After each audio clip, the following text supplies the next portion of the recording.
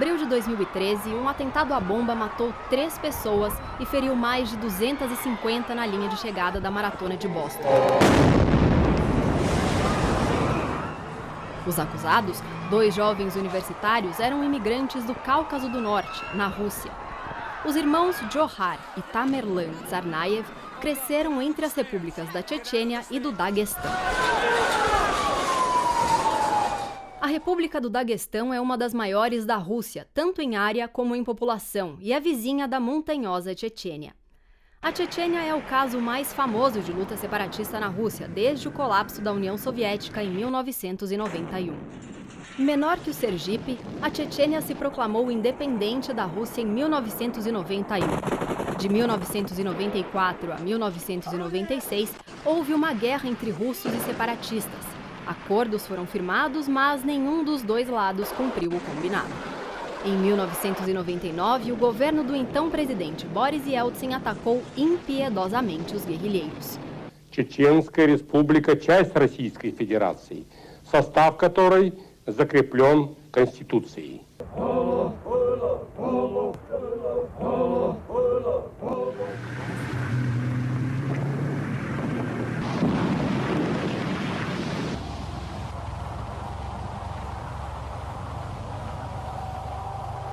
Localizada entre a Europa e a Ásia, a região montanhosa do Cáucaso abriga centenas de grupos étnicos.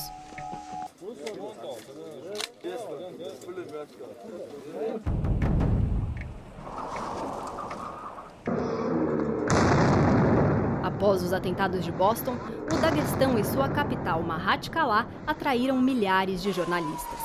O mundo queria saber quem eram aqueles jovens e por que eles aderiram ao terrorismo. Em Moscou, outro jovem, o Rassul, mostra um pouco da sua história, bem diferente da dos irmãos Tsarnaev. Um típico daguestanês, Rassul estuda há 3 anos na capital russa. Вообще я с Республики Дагестан, это северная часть, это южная часть России, самая южная часть России, южная часть Кавказа. Республика Дагестан, город Сарыбаш, там живу. Ну, вообще родился в Махачкале и жил вообще как в молодости тоже в разных городах, так как родители военнослужащие. Ну, в основном у меня все вот одинаково бывает всегда. В будние дни с понедельника по пятницу я учусь. У меня заканчивается учеба, я сразу бегу в общежитие, покушаю, беру вещи, переодеваюсь и бегу на тренировки. На выходных с утра до вечера на работе. Получается, у меня свободного времени просто нету. Ну, все равно лучше жить дома. Вот сейчас, этим летом, я вообще не хотел сюда ехать. Вообще очень тяжело перенес въезд. Дома, конечно, хорошо, там все свои, все равно как-то народ родной, близкие, родные, все там. Здесь как бы народ немного другой, скорее всего мы не понимаем просто друг друга, из-за того, что у нас менталитет разный, культура, обычаи. Также и работу здесь сложно найти. Здесь обычно в первое время, когда я искал работу, я звонил, меня спрашивали регистрацию. У меня это регистрация московская, за счет университета я учусь здесь. Место рождения, когда спрашивают место рождения, я говорю, что Дагестан, они или сбрасывают, кладут трубку, или либо там говорят, но Дагестан нам не подходит. Ну да, это ничего, очень сложно. Дагестанцу, кавказцу, сложно найти работу. Хоть мы и зовемся как бы вот одна Россия там, все равно как-то каждый utверждает там, я русский, я дагестанец, я чеченец, я кабардинец. O Daguestão reúne a maior variedade étnico-linguística do Cáucaso. A quase 2.000 quilômetros da capital Moscou, densas florestas montanhosas se estendem à beira do Mar Cáspio. Foi por elas que, durante o século X, o islamismo se espalhou do Daguestão para todo o Cáucaso do Norte após as invasões árabes.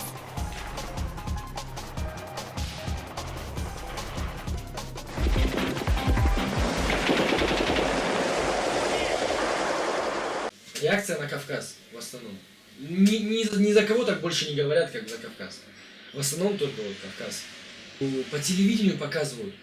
говорят, там какая-то новость произошла, говорят, дагестанец ударил, дагестанец убил, Дагестан, вот Дагестан. И уже у людей в голове уже сразу Дагестан, и у них ассоциации убийство, там, побил. Те, кто взрывают, их основное число мусульман, их не считают мусульманами, тех, кто взрывают. Они террористы. Но почему-то точно так же как бы указывают на ислам. То, что взорвал мусульманин, террорист, мусульманин. Так, прям несколько раз повторяю, чтобы человек боялся мусульманина. Не все мусульмане такие. В исламе вообще нельзя убивать людей. Это запрещено. Но тем не менее люди как-то боятся.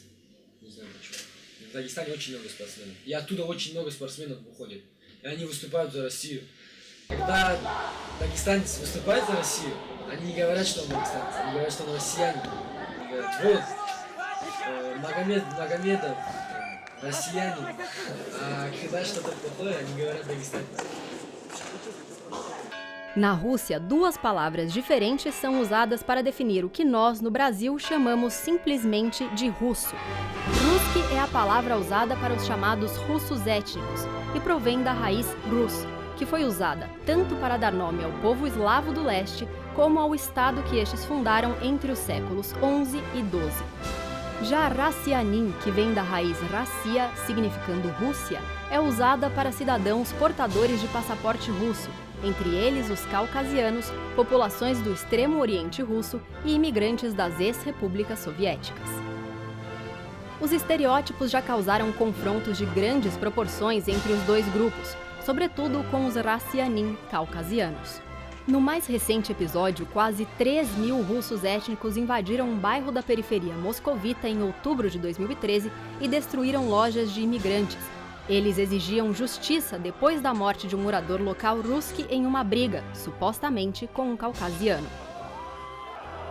Um dos incidentes mais impressionantes aconteceu na Praça Manej, em frente ao Kremlin, em Moscou, onde se reuniram mais de 5.000 nacionalistas para protestar depois da morte de um jovem russo étnico, em uma briga entre torcedores de futebol, russos étnicos e caucasianos.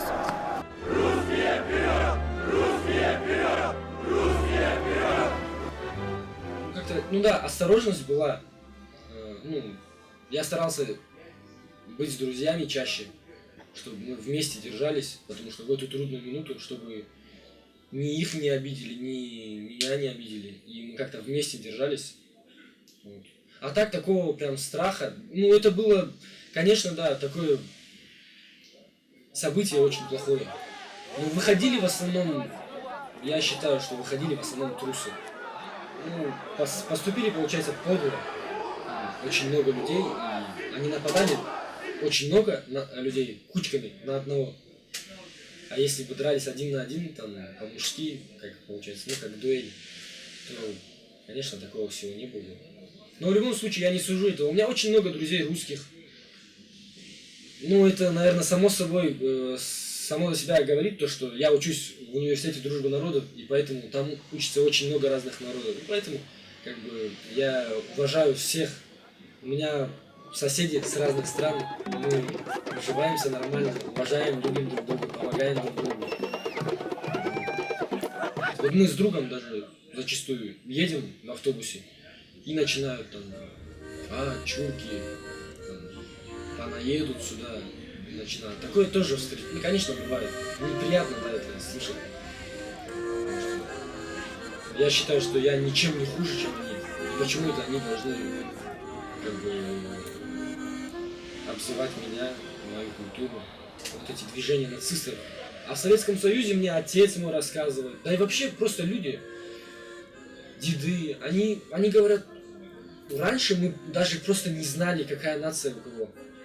Просто вот подросли, говорит, и вот как-то в разговоре как-то узнали, что он армянин, я дагестанец, он русский, этот бурят. A propaganda contra a população caucasiana busca, sobretudo, justificar as guerras instauradas pelo governo contra o separatismo secular do Cáucaso do Norte. O Império Russo iniciou no século XVIII suas incursões militares no local, que já era considerado estratégico devido à posição entre o Mar Cáspio e o Mar Negro. Mais tarde, a descoberta de petróleo aumentou ainda mais a cobiça russa na área. Mas desde as primeiras investidas, os russos enfrentaram resistência ali.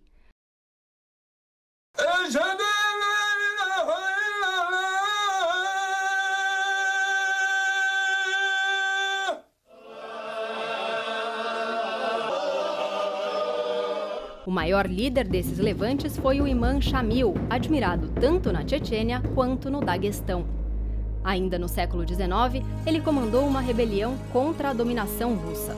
Desde então, a Chechênia e o Daguestão enfrentaram os russos mais de uma dezena de vezes.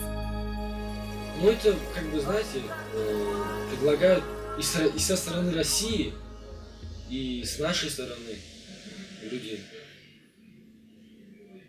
Ну, как бы, с Россией вот в основном вот националисты, они говорят, чтобы отсоединили Кавказ, чтобы мы не приезжали сюда, чтобы нам запретили сюда приезжать. Но у нас в ответ на это наш народ тоже говорит, что нам лучше отсоединиться, там, ну, люди определенные, там, в основном граждане, ну, обычные, там, то, что не стоящие у власти, простой народ. Они, конечно, да, там, они считают, что если бы мы существовали сами отдельно, то мы как-нибудь сами там справились. Когда говорят там по телевизору то, что Россия кормит Кавказ, это наоборот как раз таки Кавказ кормит Россию. Потому что очень много ресурсов у нас в Дагестане. И если потеряют Дагестан, то они очень многое потеряют. И позиции вообще, потому что от Дагестана там очень много путей и к морю, и к соседним странам. Ну, если, получается, Россия упустит Кавказ, Дагестан, то она многое потеряет. Потому что и полезных ископаемых много в Дагестане, и сельскохозяйственная pромышленность в основном в Дагестане. Após o fim da União Soviética, diversos países da região ganharam sua independência, mas não a Chechênia. A luta pela soberania causou a morte de milhares entre 1994 e 1996.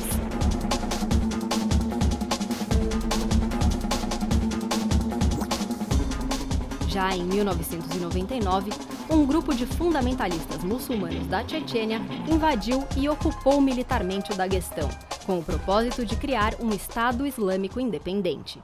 O grupo, que esperava ser recebido como libertador, foi visto na realidade como invasor e enfrentou resistência da polícia daguestanesa e de milícias formadas por aldeões. As forças militares russas retornaram então à região, forçaram a retirada dos invasores e iniciaram a Segunda Guerra da Chechênia. As batalhas duraram até o ano 2000, mas as chamadas operações contra-terroristas do governo russo no Cáucaso do Norte duram até hoje, com grandes baixas tanto entre russos como chechenos. E é difícil prever um fim para esse conflito.